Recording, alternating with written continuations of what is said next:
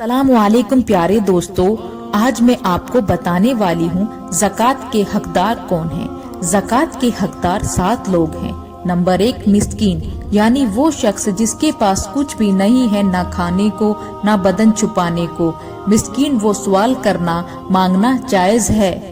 Number 2, आमिल, यानी वो शख्स जिसने बादशाही इस्लाम ने ज़कात या उर्स वसूल करने के लिए मुकर्रर किया हो, उसे उतना ही दिया जाए कि उसे और उसके मददगारों को मुतवस्सित तौर पर काफी हो।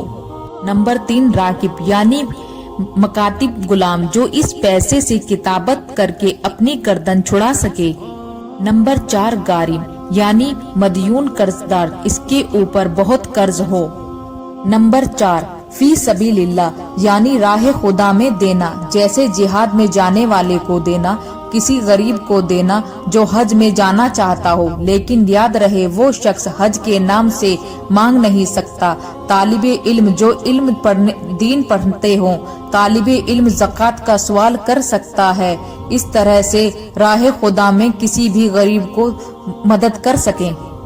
नंबर 6, फकीर, यानी वो शख्स जिसके पास सिर्फ हाजते असलिया का इंतजाम हो या फिर वो भी मुश्किल से होता हो, और अगर सामान और सोना चांदी वगैरह भी है तो उसमें से कर्ज घाटा देने के मालिके निसाब नहीं रह जाता, यानी गरीब जरूरतमंद। लेकिन फकीर को सवाल करना मांगना जायज है, क्योंकि जिसके पास खाने और बदन छुपाने का इंतजाम हो उसे मांगना हराम है, जब तक उसके पास शायसी मजबूरी ना हो, और अगर उसमें कोई खुद से मदद करने के तौर पर दे तो ले सकता है।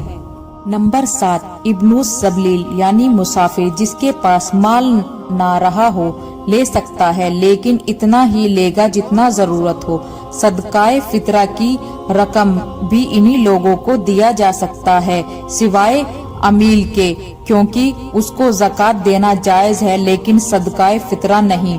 ज़कात और सदके में अफजल ये है कि पहले अपने रिश्तेदारों में जरूरतमंदों को देने, जैसे भाइयों बहनों चाचाओं फूफों और